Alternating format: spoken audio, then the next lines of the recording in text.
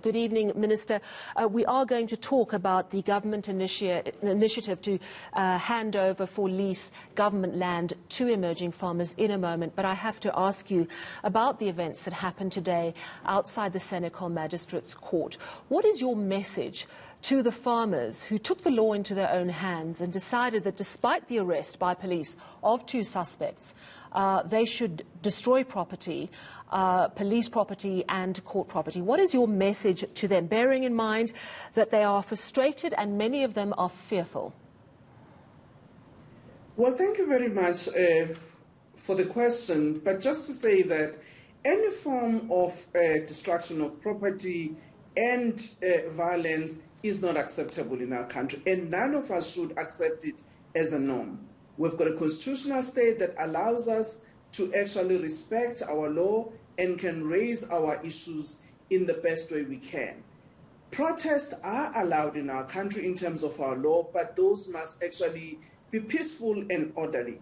So one does appreciate the frustration of both farmers and farm workers, because it's important for us to understand that the narrative that it's only farmers that are killed shouldn't be a narrative that our country actually goes on with, and not look deeper into the rural safety question and the crimes that are there in our farming areas that affects both farmers and farm workers, which we as government has condemned. Together with the safety and security, the police have been able to arrest immediately where such crimes have happened. I don't think it is a way that we should all say when we're frustrated, we should take the law in our own hands, because we'll never have a lawful and law and order in our country. The reality is it seems like tensions are on the rise. Many white farmers, rightly or wrongly, believe that at least some of these attacks are racially motivated. There's also been a recent acknowledgement from our police minister that racial tension is a factor in some of these attacks. How do you propose we address what seem to be growing racial tensions in the farming sector? Well, first and foremost, I can say that if you look in our farming sector and the people who have been impacted upon, it's farmers, whether they are black or they are white. I think all those who are producers in our country who have been affected, we actually as a country do feel that these things should not be allowed to happen. And police have been doing what they can. The justice system have done what they can to bring perpetrators to book from whatever angle that have committed any crime. And we have said that for us as the Ministry of Agriculture, collectively as government, the attack against farmers does actually create instability in our agricultural economy. And we should do as much as we can to stem out such crimes in our rural areas. And that's why we must support the police in actually implementing their rural safety strategy, which seeks to deal with these issues that are there. But also you'd recall that when Minister Cele went to Newcastle, where such farm murder had happened, he then met farmers and also met the farm workers and labor tenants. And it emerged that there are certain issues of tensions that are there between farmers as well as labor tenants and farm workers that we need to address. And that's why in his second visit, he actually went with the Deputy Minister of Agriculture, Land Reform and Rural Development, so that where there are issues that impact on land and how the relationship between farmers and farm workers and labor tenants are emerging, those needs to be resolved. All right, Minister, thank you for your comments on that matter. I do now want to focus on the announcement that was made last week. Some 700,000 hectares of government-owned land is going to be leased out to small-scale emerging farmers, is my understanding. You've identified hectares of land across a number of provinces. I just wonder if you could run through quickly how it's going to work. From the release that I've read, they will not own this land immediately. They will lease it. So my first question is, for a young person who loves the idea of becoming a farmer but doesn't have the means, how much is it going to cost? Well, as we have said, that firstly, the eligibility criteria, it's for anyone who's South African, particularly those from the historically disadvantaged communities who are farming or who rather are having interest in farming. We would also want to prioritize women and young people because we are also looking futuristic in terms of building the future generation of our producers in our country, but also as part of our commitment in gender equality in our country to actually give women an opportunity to access land and be able to become producers in their own right. And therefore, these are the measures that we would look at. But also, as government we have said, we will handhold and support those farmers that would have access to land because we would like to see that land being productive.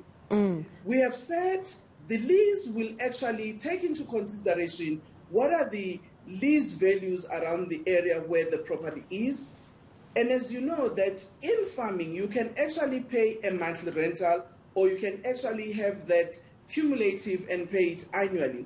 And in our view, through our support, we will actually assess how the farmer is coping and how he can be able to pay back those resources because of the necessary support that as a state we are committing to give to those who would assist with land. So Minister, I don't have a lot of time and I've got 1,000,001 questions for you because this is really potentially a very exciting project. Someone who doesn't have means but wants to get into this, do they need to come with cash in hand or will you make it possible for someone who's clearly got the talent but doesn't have the means? Actually, they don't need to bring the cash in hand. And I think for me, sweat equity, it's what a lot of the farmers will bring. Some of them are already farming either at a small scale and they've got cattle and the areas where they are farming might actually be too small now or they are farming in communal areas where they have to share the land with other producers and therefore cannot be able to make a meaningful enterprise. So those people come already with asset value, which may not necessarily be money. But others actually come with their sweat equity where they will make farming a full-time enterprise where they will work the land themselves, even though they bring in some of the family members. All right, so there is a gap. Those are the issues we will take into consideration. I hear you, yes. And that's great because you know someone who's prepared to work hard and make a go of it. That's what everyone wants as a chance. But Precisely. I suppose the worry is if it's leased for 30 years and then they have an option to buy. Let's say they build a fantastic farming enterprise. Will you whack them with a massive bill at the end of it if they want to buy the actual land, or even before the 30 years if they're doing really well? No, obviously, when the farmer gets into the farm, the investments that the farm would have made in the farm, we will take those into consideration. You know very well that even where you actually buy property in an open market, the valuations are done which take into consideration the improvement that has been done on the farm, which also get evaluated. So even in this instance, where a farmer has leased for a period of 10 years, made a lot of investments and want to buy, surely the state will take into consideration the investments that the farmer has made and therefore defray those costs and therefore calculate the value at the time. And let's hope they add in the sweat equity as well. I have to ask you the state of the land that is available. Is it land that's arable, that's good for agriculture? Is it land that has not got a prior land claim on it? Because what you don't want is a young person coming onto this land and then having someone go, actually, that's my land. And is it land that's currently unoccupied? So in other words, you don't want your young farmers going into a situation where there's someone already illegally occupying the land. Have you cleared out all those issues? Have you audited those problems out already?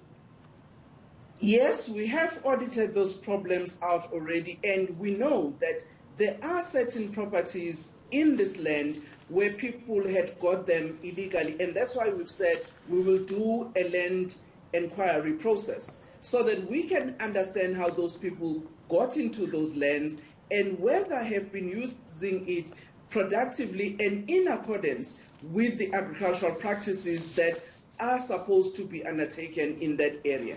And clearly, it might be that some of those people or communities had actually got into that land for almost 10 years or even before. and they've been working the land, So the they state might have not have come up to actually hear settle the issues around those lands. So we will look case by case Sure. where such instances are, yes. So applications are open, but I have to ask you the million-dollar question, bearing in mind what we saw with the Steena Yes. dairy farm and those heartbreaking interviews with farmers who really hoped this would be their chance, and they were absolutely left high and dry. How are you going to make sure this process is beyond corruption? Who is going to oversee it? And whose neck is on the line if any corruption does creep in? Precisely, we will make sure that the processes are watertight, and would also be working with some of our partners to make sure that there is credibility in the process and it's transparent as is possible. We've also ensured that there will be a land allocation appeals process so that those who might not have been successful and they may not understand the reasons why, they are able to actually appeal to the National Land Allocations Appeal process so that those issues can actually be dealt with. But you know, as I do, that 700,000 hectares is minuscule in terms of the land need that is there in our country. Obviously, you would find that there may be many applicants. Not all of them obviously may be able to succeed, not because they may not be qualifying, but you may find that the land that the state has at the moment is not enough. So what we have said to ourselves is that in instances like that, we'll also look at other land reform programs so that we can see how best we can assist those who may have qualified, but because the land that we talk about is not enough, may not be able to get it. Would you give special preference to the disappointed Steena farmers? Well, I don't think it would be correct for me to actually say I will give preference to Steena farmers, because there are many other farmers who have been applying. Obviously, we would look at each case. All right. Well, you heard it from the Minister. Thank you very much for your time.